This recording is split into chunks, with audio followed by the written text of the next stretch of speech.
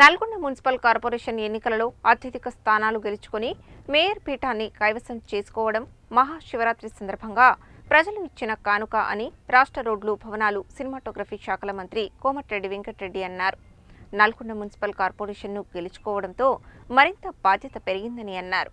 మహాశివరాత్రి సందర్భంగా ఆదివారం పానగల్లోని చారిత్రాత్మక పచ్చల ఛాయా సోమేశ్వరాలయాలలో రాష్ట్ర రోడ్లు భవనాలు సినిమాటోగ్రఫీ శాఖల మంత్రి కోమటిరెడ్డి వెంకటరెడ్డి ప్రత్యేక పూజలు నిర్వహించి పట్టు వస్త్రాలు సమర్పించారు. ఈ సందర్భంగా ఆలయ అర్చకులు మంత్రికి పూర్ణకుంభంతో ఘనంగా స్వాగతం పలికారు. అనంతరం మంత్రి మీడియాతో మాట్లాడుతూ మహాశివరాత్రి సందర్భంగా ప్రజలందరికీ శుభాకాంక్షలు తెలిపారు. రాష్ట్ర ప్రజలంతా సుఖ సంతోషాలతో సుభిక్షంగా ఉండాలని ఆ మహాశివుని వేడుకున్నట్లు పేర్కొన్నారు. మేయర్ ఎన్నిక తర్వాత అభివృద్ధి పనులను వేగవంతంగా చేయడం జరుగుతుందని తెలిపారు. నల్గొండ మున్సిపల్ కార్పొరేషన్ను అభివృద్ధి చేయడంతో పాటు గ్రీన్ సిటీగా మారుస్తామని పేర్కొన్నారు. పానగల్ దేవాలయాల సమీపంలోని చందనపల్లిలో ఉన్న డంపింగ్ యార్డును ఇక్కడి నుండి మరో చోటికి తరలిస్తామని స్పష్టం చేశారు. మంత్రి వెంట కాంగ్రెస్ పార్టీ నాయకులు గుండగోని యాదయ్య, పల్రెడ్డి వెంకటరెడ్డి, గురిజాల నరేందర్, బుర్రి యాదయ్య, కొమనబోయిన జానీ యాదవ్, కొడిదల ఎల్లయ్య, గుండగోని శ్రీను, ఆలయ అర్చకులు ఉదయ్ కుమార్ తదితరులు ఉన్నారు. మహాశివరాత్రి పర్వదినాన యావత్ దేశ ప్రజలందరికీ, ముఖ్యంగా నల్గొండ కాన్స్టిట్యూన్సీ ప్రజలతో పాటు తెలంగాణ, ఆంధ్రప్రదేశ్ ప్రజలకు మహాశివరాత్రి శుభాకాంక్షలు తెలియజేసుకుంటూ ఆ శివయ్య ఆశీర్వాదంతో మీరు, మీ కుటుంబ సభ్యులు, మన దేశం, మన రాష్ట్రం, మన జిల్లా, మన ఊరు బాగుండాలని, 4 సంవత్సరాల క్రితం 5 సంవత్సరాలు జరిగిన కరోనా లాంటి మహమ్మారులు రాకుండా ఆ శివయ్య కాపాడాలని కూడా ప్రార్థిస్తూ, ప్రతి పేదవాడు కూడా సంతోషంగా ఉండాలని స్వామివారిని ప్రార్థిస్తూ ఈరోజు ఉదయాన్నే నల్గొండకు 2 కిలోమీటర్ల దూరంలో ఉన్న పచ్చల ఛాయా సోమేశ్వర స్వామి ఆలయాన్ని దర్శించుకొని మళ్ళీ నుంచి కీసర శివాలయానికి దర్శనానికి వెళ్తున్నాం.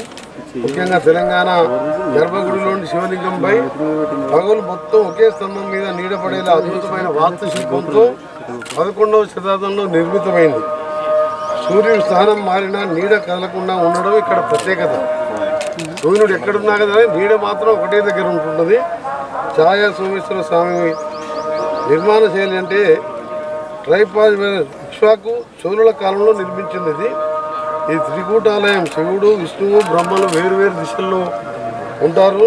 నీడ గర్భగుడిలోని శివలింగం వెనుక గోడపై పగలు మొత్తం సూర్యరశ్మితో సంబంధం లేకుండా ఒకే స్థానంలో నిరంతరంగా నిలబడుతుంది.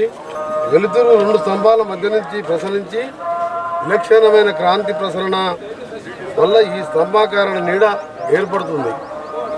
ఇది 11వ శతాబ్దం ఇంజనీరింగ్ నైపుణ్యానికి నిదర్శనం. 11వ శతాబ్దం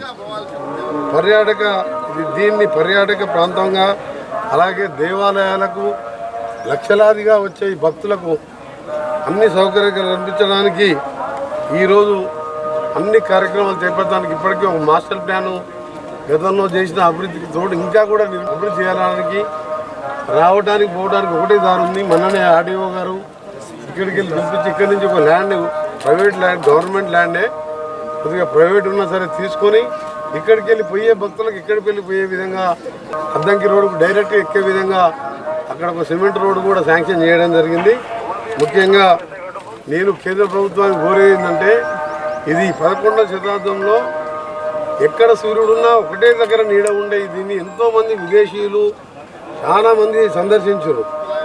కానీ ఈ ఆలోచన ప్రపంచ వారసత్వ స్థలాలలో ఉండే హెరిటేజ్ స్థలాలలో దీన్ని చేర్చాలని, వారసత్వంలోకి వర్తిస్తే అనేక ముఖ్యమైన ప్రయోజనాలు ఉంటాయి. ఇవి స్థలాలు, సంస్కృతులు లేదా సాంప్రదాయాల పరిరక్షణకు, ప్రచారానికి మరియు అభివృద్ధికి సహాయపడతాయి. అంతర్జాతీయ గుర్తింపు మరియు గౌరవం అంటే యునెస్కో జాబితాలో చేరడం వల్ల స్థలం లేదా సాంప్రదాయం ప్రపంచవ్యాప్తంగా ప్రసిద్ధి పొందుతుంది. ఈ స్థానిక సంస్కృతి యొక్క ప్రాముఖ్యతను హైలైట్ చేస్తుంది మరియు అంతర్జాతీయ మాధ్యమాలలో ప్రచారం జరుగుతుంది. గతంలో రామప్ప టెంపుల్ కూడా యునెస్కో వాళ్ళు గుర్తించడం జరిగింది. పర్యాటకులు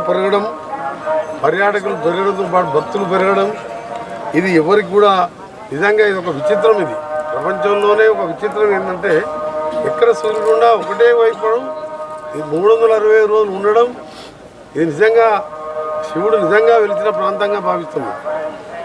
దీంతో టూరిజం పెరగడం, ఆదాయం పెరగడంతో పాటు భక్తులకు ఈ పట్టణం ఇప్పుడే నల్గొండ మున్సిపల్ కార్పొరేషన్గా ఏర్పడి రేపు కొలువు తీరబోతున్న సందర్భంలో నేను దీన్ని అభివృద్ధి చేయడానికి కంకణం కట్టుకుంటూ దీన్ని పరిరక్షణకు సాంకేతికంగా సైంటిఫిక్ హెల్ప్ కావడానికి కేంద్రాన్ని కూడా అప్రోచ్ అవుతూ వచ్చే మార్చి మొదటి వారం బడ్జెట్ సెషన్ ముందు ప్రధానమంత్రి గారిని, కేంద్రంలో దీనికి సంబంధించిన శాఖ మంత్రి గారిని కలిసి రాష్ట్ర ప్రభుత్వం ద్వారా కూడా దీని యునెస్కో గుర్తింపు వచ్చేలా చేస్తానని కూడా గ్రేట్గా శివరాత్రి ముందు నాకు ప్రజలు ఇచ్చిన కానుక, బాధ్యత పెంచిన కానుక, గ్రేటర్ మున్సిపల్ కార్పొరేషన్ గెలిపించిన మా నల్గొండ పట్టణ ప్రజలకు పేరు పేరున చేతులెత్తి నమస్కరిస్తూ